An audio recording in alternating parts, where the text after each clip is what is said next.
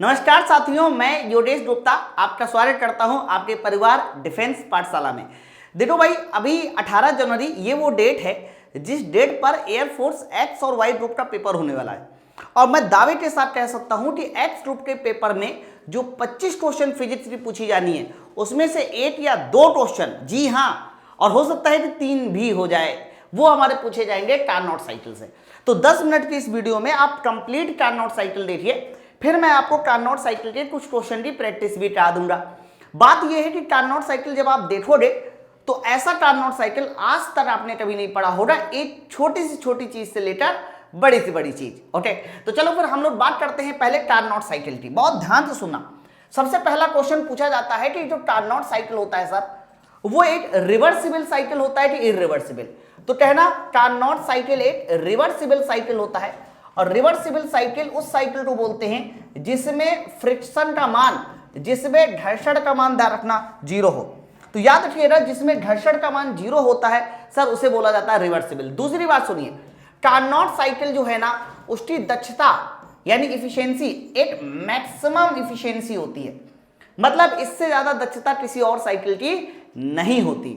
उसका रीजन कोई पूछे तो कह देना इसमें फ्रिक्शन 0 होता है। इसलिए सवाल यह है कि हम लोग इतनी देर से कार्नोट साइकिल पढ़ रहे हैं, तो आप मुझे बताइए कि कार्नोट साइकिल होता क्या है। तो किसी भी साइकिल को बनाने के लिए हम लोगों को मिनिमम 3 प्रोसेस चाहिए होते हैं, लेकिन कार्नोट साइकिल में कितने प्रोसेस होते हैं? 4। तो याद रखना, कार्नोट साइकिल जब भी कभी बनाना हो तो सबसे पहले ध्यान रखना 1 से 2 जो आपको बनाना होता है उसका नाम होता है आइसोथर्मल एक्सपेंशन, समतापी प्रसार। दूसरा 2 से 3 जो होता है उसे बोला जाता है एडियाबैटिक एक्सपेंशन।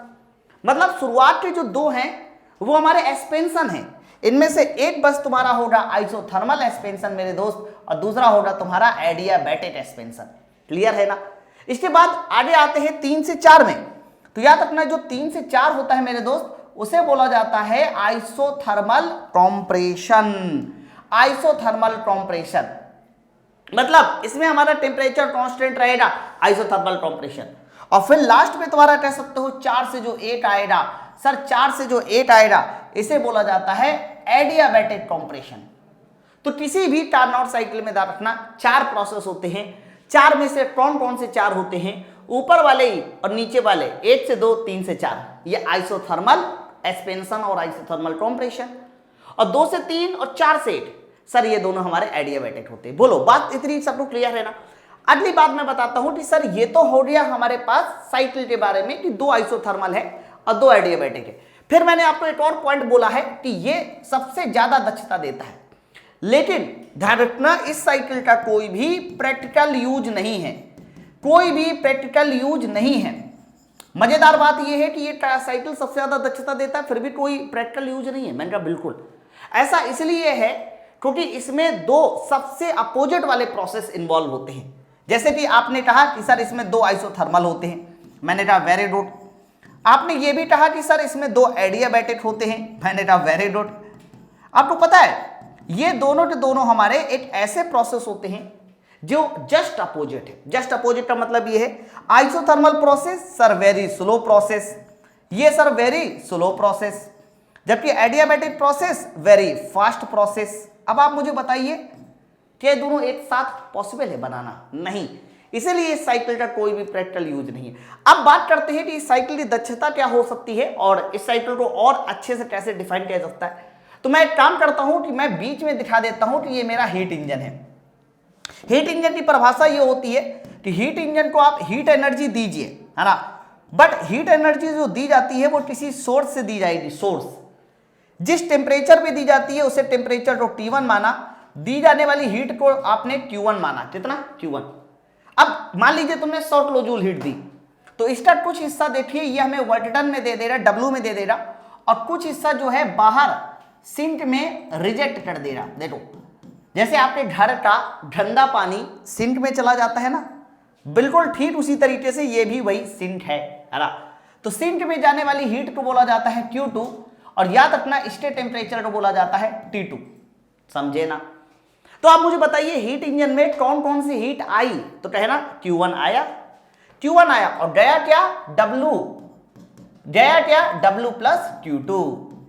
तो पहली बात याद रखना कि Q1 बराबर W प्लस Q2 होता है, या W बराबर पूछा जाए तो आप कह देना Q1 माइनस Q2। ये तुम्हारा सबसे पहला संबंध कि जो भी हमें वर्क डन दे रहा है ये हीट इंजन, सर उसका मान होगा Q1 माइनस Q2। बात करते हैं इसकी इफिशियंसी की, तो याद रखना इसकी इफिशियंसी होती है सर आउटपुट अपॉन इनपुट। बिल्कुल, तो आउटपुट तो हमारा वर्क डन हो गया और इनपुट कितना हो गया Q1, तो W अपॉन Q1 ये भी इफिशियंसी है। अब W का मान अगर ये वाला पुट कर दे मेरे भाई तो Q1 माइनस Q2 ऊपर हो जाएगा, बटे Q1 नीचे, कैंसिल कर दीजिए, तो इफिशियंसी का अगला फॉर्मूला आ जाएगा 1 माइनस Q2 अपॉन Q1, ये भी फॉर्मूला होता है इफिशियंसी का, समझ में आएगा। इसके बाद एक और फॉर्मूला भी होता है, हाँ देखो Q2 जो है वो किस टेम्परेचर में जा रहा है, T2 में, और Q1 कहां से आ रहा है, T1 से। यही रीजन है कि इफिशियंसी का एक और अगला फॉर्मूला बन जाता है 1 minus T2 upon T1, T2 upon T1। लेकिन बच्चा याद रखना हाँ कि T1 होता है तुम्हारे सोर्स का टेम्परेचर और T2 होता है तुम्हारे सिंक का टेम्परेचर, ये वेरी वेरी इंपॉर्टेंट है। अब यहां पर एक छोटा सा नन्हा सा प्रश्न ये आता है, एक छोटा सा इंपॉर्टेंट पॉइंट है, ध्यान रखना।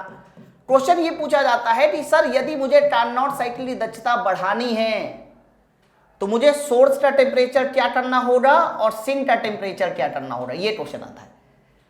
तो याद रखना जब भी कभी कार्नोट साइकिल की दक्षता बढ़ानी होती है तो याद रखिएगा हमें जो मैक्सिमम टेम्परेचर है दैट मीन सोर्स का टेम्परेचर वो बढ़ाना पड़ता है, जबकि सिंक का टेम्परेचर क्या करना पड़ता है, तो कहना सिंक का टेम्परेचर कम करना पड़ता है। हम लोग इसको निकाल सकते हैं यहां से, आप देखिए T1 नीचे है तो T1 तुम बढ़ाओगे तो पूरी वैल्यू घट जाएगी, 1 में से घटी ही वैल्यू सर इफिशियंसी बढ़ जाएगी, है ना। तो याद रखना इफिशियंसी को बढ़ाने के लिए हमें T1 बढ़ाना होता है और T2 कम करना होता है। बोलो इतनी बात सबको क्लियर है ना। तो यहां से कार्नोट का जो छोटा सा कॉन्सेप्ट है वो फिनिश हो जाता है। अब मैं आपको जल्दी जल्दी देखो क्वेश्चन सॉल्व करा देता हूं 3-4। पहला क्वेश्चन है यदि स्रोत का तापमान बढ़ जाए तो कार्नोट की दक्षता क्या होगी। सर स्रोत का तापमान यानी T1 बढ़ गया, मैंने अभी बताया कार्नोट की दक्षता बढ़ जाएगी, देख लो। तो पहले क्वेश्चन का आंसर ए। अगला क्वेश्चन देखिए, नेक्स्ट क्वेश्चन क्या है, एक कार्नोट ऊष्मा इंजन 627 और 27 डिग्री सेंटीग्रेड पे कार्य करता है, दक्षता बताइए। तो मेरे भाई दक्षता का फॉर्मूला क्या होता है, 1 minus T2 upon T1, but T2 और T1 को केल्विन बना लेना। हाँ तो 627 का केल्विन 273 जोड़ दो तो कहना 900 केल्विन, देख लो, और 27 का केल्विन 273 जोड़ दीजिए 300 केल्विन। हमने 27 और 627 को देखिए फटाफट जो है केल्विन बना लिया ना। अब फटाफट जल्दी से देखिए इसका आंसर कितना जाएगा, सर 1 माइनस 300 डिवाइड बाई 900, देख लो फटाफट देखिए। अगर मैं देखा जाए तो 1 माइनस 1/3, तो दक्षता का जो मान आ जाएगा वो 2/3 यानी 2/3, देख लो ऑप्शन नंबर सी। तो ऐसे ही नन्हे नन्हे छोटे छोटे प्रश्न पूछे जाते हैं, बड़े आराम से क्वेश्चन को लगा सकते हैं।